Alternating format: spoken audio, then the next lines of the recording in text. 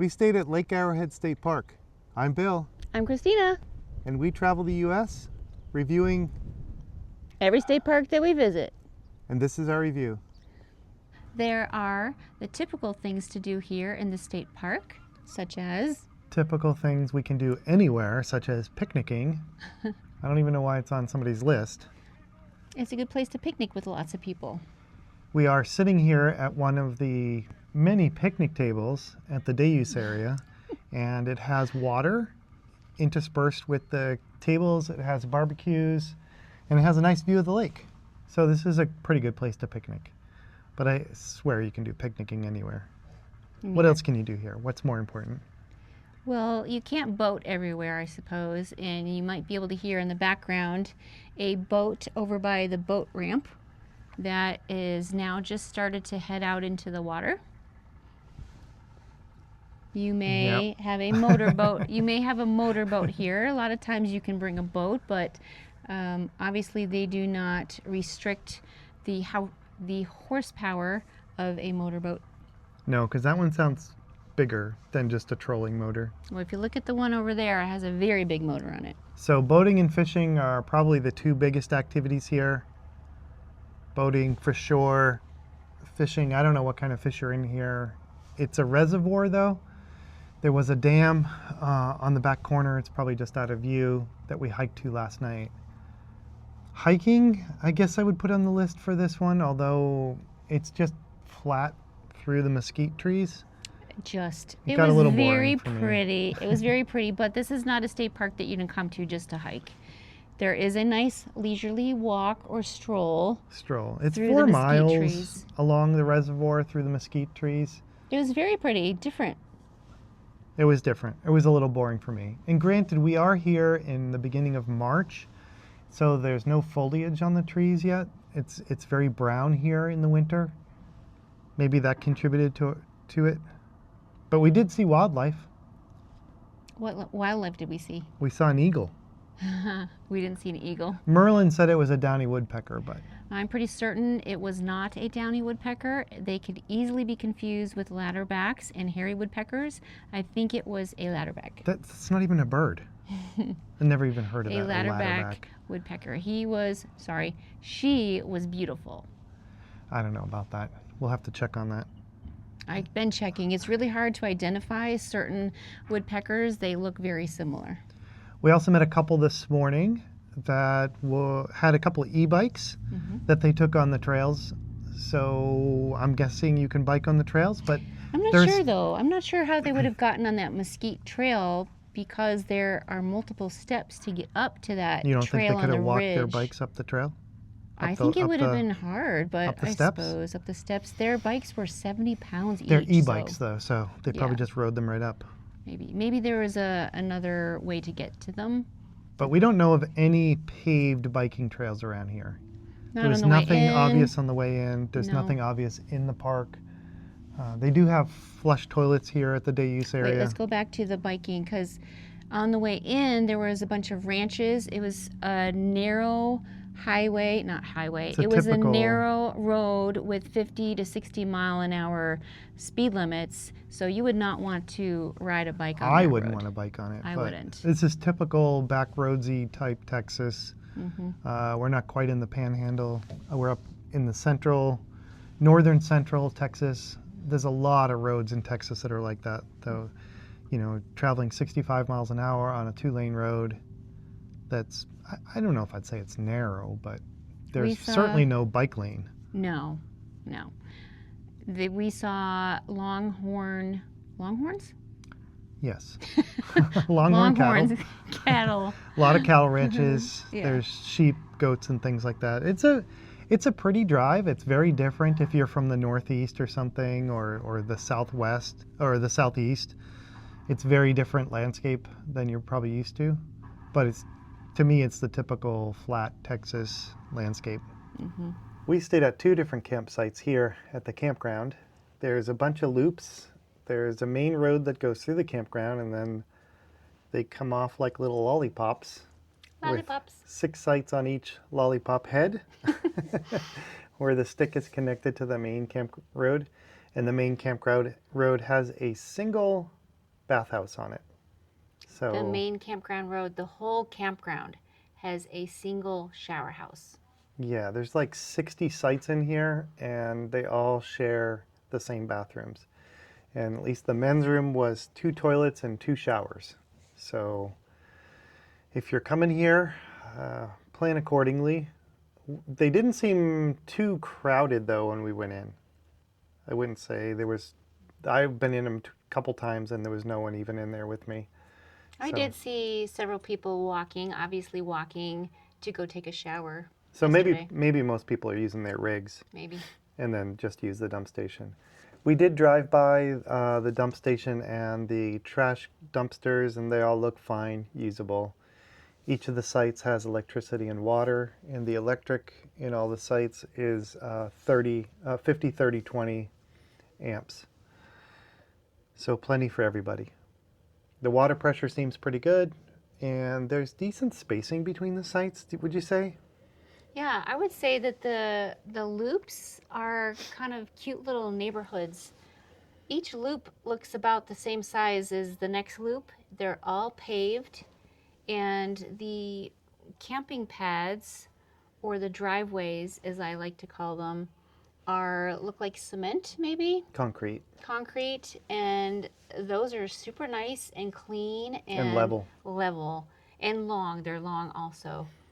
Yeah, we're in a 25-foot rig, and right here in front of us, my back is up the back of the driveway, and I'm not even filling half of the driveway with our rig. So this has got to be at least 50 feet long. And in fact, we passed another rig, and it was a big Class A, or a big fifth wheel, and it even had room for the truck in the driveway. Yeah, So, and talking about the roads and the driveways, a lot of campgrounds you go in, you're just rolling all over the place, and you're worried things are going to start falling inside your cabinets, but did not feel that way at all anywhere in this campground. pretty smooth roads Yeah, overall. very Good, nice. good job on the roads. Now, a couple notes. This is a very open campground. There aren't a lot of trees between the sites.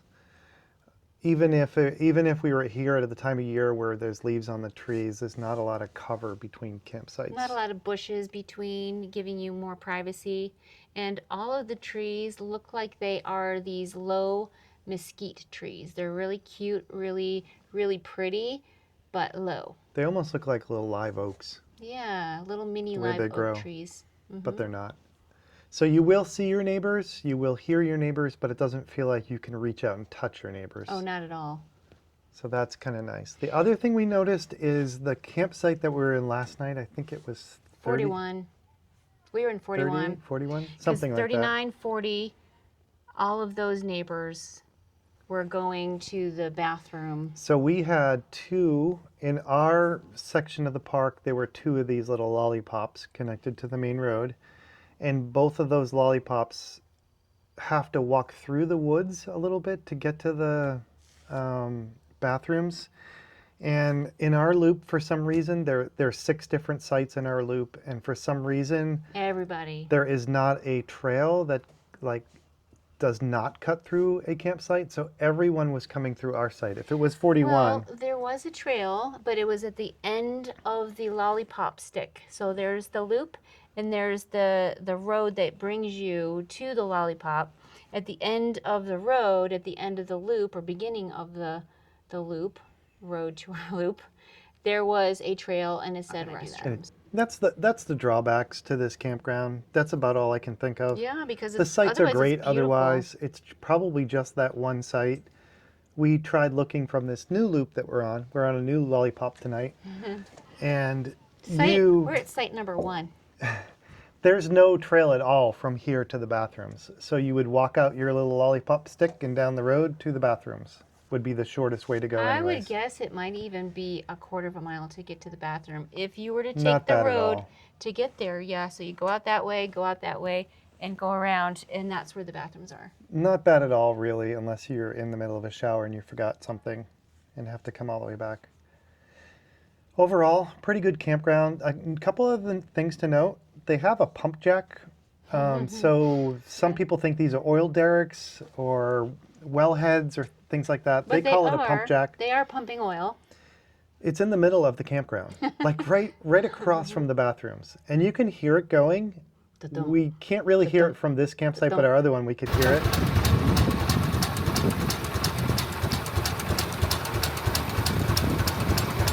It's kind of cool. It looks kind of like an antique, but kind of is pumping oil right now. It is pumping oil. And it has a little sign. It tells you about pump jacks and the history of the area. That's I think they cool. said there were 5,000 of them at one point. Mm-hmm. Because this is oil country, and it's kind of cool to see how they're doing it. And I thought it was fascinating. We stood there for a good 15 minutes, if not longer, just studying it, looking at it, reading. I think longer than 15 minutes. I think we were there for half an hour. Than 15 minutes. That was unexpected too, but you know. Other cool things about this campground, it's right across the street from the trail, the main trail. There's a 4.5-mile trail that goes kind of along the reservoir through the state park, and the access to it is right across from the campground. So if you're into hiking or you want to take this trail, maybe with your mountain bike or something, it's certainly wide enough for a biker and a hiker to pass. It's not a single track, but it's pretty wide and it's pretty flat. There's one spot though, right at the entrance of the Mesquite Trail, where there's maybe 50 steps, old stone steps to get up to the ridge. So if you are trying to access not a problem. If you have a heavy electric bike, you might not want to go with your bike. You just drive it right up the hill. But you can tell right away. You could get right to it. You could go up to the stairs and look at it. It's not far at all to be able to decide whether you want to hike your bike up there. I think it wouldn't be a problem at all. And then once you're on that, you can have easy access to the rest of the trail, the 4.5-mile trail. Here we are at the swimming/kayak rentals. We did not mention those before, but there is a swim beach with no lifeguard. And there are kayak rentals. There are 4 kayaks. It's about $12 an hour. And you can use your credit card to purchase the 2 hours, 4 hours, 6 hours. For $24. And then it clicks open and you can slide your kayak out, grab your life jackets and paddles, and take off from here. Love it. Yeah. There are little kayaks. They're short. So that's a plus for this park. But, yeah, it's definitely a plus. Having automatic kayak rental where I don't have to interact with a person or reserve it or anything like that. We don't like interacting with people. Well, because we typically come here in the off season, so that is right. I don't want to have to rely on their little shack being open 9 to 5 or something like that. That's right. And make sure, we got here at 3:30. You can only rent it until 4 o'clock or something like that. So, you know what we also love is not carrying our own kayaks, which we love, not carrying them around with us in our rig because it takes up a lot of space, extra gas to drive it around, extra maintenance. Is really, really great to be able to have some to rent at the site that we're at. Right. If we rent for once a month in all the parks that we go to, that's worth it for us not having to carry ours. It totally is. And today's a beautiful day. We could actually do that today. Although soon I'm going to be forced to carry bikes instead of renting them. So. I'm making him ride a bike. Well, the kayaking rental was kind of cool, that kiosk. We think that there is a cut-through close by that goes out to the main road of the park. And so that would be coming into the park. That would be on the left-hand side is the campground. On the right-hand side is where the boat ramps are and things like that. So you could easily walk within 5 minutes, if that, to the boat ramp where the kayak rentals are. Do you have to go through somebody's campsite to get there? I hope not, but we should probably check that. Even if you have to walk on the road, it's probably a 5-minute walk to the kayak rentals and to the swim beach. So this is a park where you can come and do the hikes. You can do the kayak rental. If you have a boat, you could leave it, I think, at the marina. We couldn't tell if the slips there were for rentals, boat rentals during the season, or for people to use. But you could walk to the fishing pier, you could walk to the swim beach. Mm-hmm. You could walk the trails all from the campground. You don't need an extra car or even bikes. You could use bikes if you wanted, but... Bikes would be nice. And then there's not a lot else to do here. Don't forget the picnicking. Oh, picnicking. Okay. Playground at the swim beach. There was a pretty pathetic playground, yes. It'll keep your kids entertained for all of 20 minutes Swimming on the beach. 4 swings that they have. There's lots of open space to play beanbag toss, to have a volleyball net set up. But in terms of the area that we're in, there's not a lot around us. We drove probably 30 minutes off the highway, 20 miles, 10 miles, I can't remember. It's about It was that. a long drive day yesterday. Down a narrow And two-lane road. we didn't see any stores. Right when we came off the highway, there was a convenience store and a gas station, I think. And then we drove down it was probably 10 miles of road. I think it was 15 minutes. So your nearest like convenience store, like a McDonald's or something like that, is 15 to 20 minutes away. Gas stations. I don't know that there was a Walmart closer No. or There was other, not. sit-down type restaurants, nice restaurants. Those are you're probably traveling into Wichita Falls. And you would not want to ride your bike or e-bike to the gas station if you needed a couple of things because, like I said, the road was a two-lane road, very narrow, not a lot of side berm at all, and the speed limit ranged from 55 to 60 miles an hour. 65 even, I think. Okay. This is typical back roads, Texas. Yeah, it runs along a bunch of ranches. Okay, so what do you think? Overall impressions. Would you come back here? This is a nice state park to stay, for sure. I don't need or want the bathrooms for a shower anymore. We have a great bathroom set up, so having to walk to the bathroom at night or in the morning or shower, that's not a big concern for me, and I don't think it's a big concern for a lot of people who stay here. But It definitely seems like a place that people are bringing their rigs with their own showers and bathrooms. yeah, It also seems like a kind of place where you're going to come and you're going to fish or boat. So I think the people who are coming here know what they're getting into. for sure. And it probably gets hot here, so I'm appreciative of the electric hookups for our air conditioning. I love that they say that you can fish without a fishing license here on the pier. Would you stay here again? I would definitely stay This here is the again. question. Yeah.